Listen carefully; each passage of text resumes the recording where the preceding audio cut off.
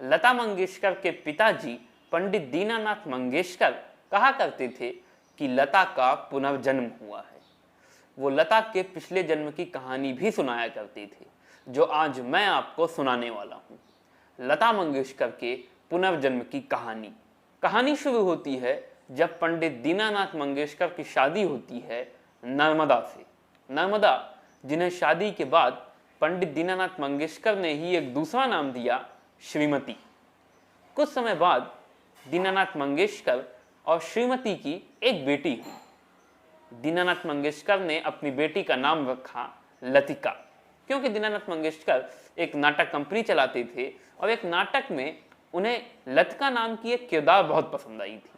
इसीलिए उन्होंने उस लतिका नाम के किरदार के नाम पर अपनी बेटी का नाम लतिका रख दिया। लतिका के आ जाने के बाद दीनानाथ मंगेशकर का परिवार पूरा हो गया। उनकी पत्नी श्रीमती और उनकी बेटी लतिका। लतिका पर दीनानाथ जान छिड़कते थे, उस पर अपनी जान कुर्बान करते थे। लतिका उनकी आंखों का तारा थी। लतिका को अपनी पलकों पर बिठाते थे। लेकिन कुदरत का खेल, जिस लतिका को पंडित दीनानाथ मंगेशकर अपनी जान समझते थे, वही लतिका कुछ समय के बाद उन्हें छोड़कर इस दुनिया से चली गई।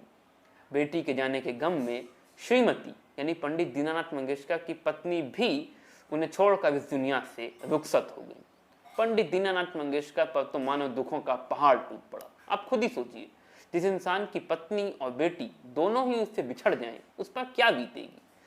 पंडित दीनानाथ मंगेशकर की जिंदगी में अब कुछ करने के लिए और रह ही क्या गया। यही सोचकर दीनानाथ ने सब कुछ छोड़ छाड़ कर नाटक कंपनी बेच बाच कर गांव जाने का फैसला कर लिया और सब कुछ छोड़कर नाटक कंपनी बेचकर वो वापस गांव चली गई और फिर गम में जिंदगी गुजारने लगे। गुजारने क्या लगे? काटने लगे। न खाने पीने में जी लगता था, न काम में तबीयत लगती थी। घुल घुल कर जिंदगी काटने लगे। उनके परिवार वालों से उनकी ये घुटन देखी नहीं गई, उनका ये घुलना देखा नहीं गया और इसीलिए उनके परिवार ने यह तय किया कि पंडित दीनानाथ मंगेशकर को इस घुटन से बचाने का केवल एक रास्ता है, उनकी दूसरी शादी कर दी जाए। इसीलिए दीनानाथ के परिवार वालों ने दीनानाथ की दूसरी शादी कर दी। किससे? उनकी पत्नी श्रीमती की छोटी बहन श्रेवंती से, इस उम्मीद में कि दीनानाथ की जिंदगी में रंग एक बार फिर से लौटे। हुआ भी ऐसा ही। कुछ समय के बाद दीनानाथ और श्रेवंती की एक बेटी हुई। दीनानाथ ने उसका नाम रखा हेमा। दीनानाथ का परिवार एक बार फिर से पूरा हो गया। उनकी पत्नी श्रेवंती और उनकी बेटी हेमा। हेमा पर दीनानाथ जान छिड़कते थे। उनकी आंखों का तारा थी हेमा। हेमा को अपनी पलकों पर बिठाते थे। हालांकि दीनानाथ अपनी जिंदगी के उस पुराने सदमे से उबर चुके थे, लेकिन अपनी उस प्यारी सी बेटी लतिका को वो अब तक भुला नहीं पाए थे। दीनानाथ को कहीं ना कहीं लगता था कि लतिका ही हेमा के रूप में उनके पास वापस आई है। दीनानाथ को लगता था कि लतिका का पुनर्जन्म हुआ है हेमा के रूप में। लतिका ही हेमा बनकर उनके पास फिर से वापस लौटी है। दीनानाथ ने तय किया कि हेमा का नाम हेमा से बदलकर वो लतिका कर देंगे। लेकिन जब जब दीनानाथ ऐसा करने की सोचते, उनके मन में एक डर आता, कहीं लतिका नाम रख देने से उनकी बेटी के साथ कुछ बुरा तो नहीं हो जाएगा, जैसा लतिका के साथ हो गया था। यही बात उन्हें बार बार रोक देती, यही डर उन्हें बार बार रोक देता। हालांकि दीनानाथ हेमा को लतिका की पहचान भी देना चाहते थे, क्योंकि उनके मन में ये विश्वास अब जड़ जमा चुका था कि लतिका ही हेमा के रूप में उनके पास वापस आई है, लतिका का ही हेमा के रूप में पुनर्जन्म हुआ है।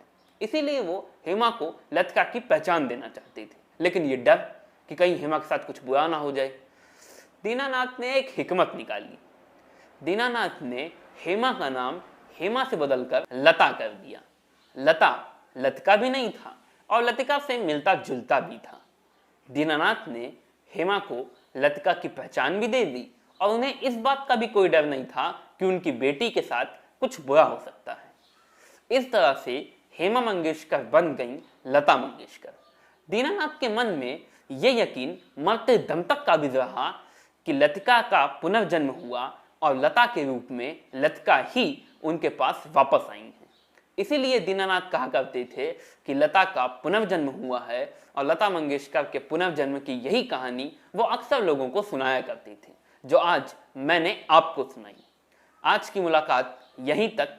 कल फिर एक बार आपसे मिलूंगा ऐसे ही एक मुलाकात में, जहां आपको सुनाऊंगा बॉलीवुड के कुछ ऐसे ही मजेदार, इंटरेस्टिंग, अननोन, अनसुने किस्से सिर्फ बॉलीवुड पर।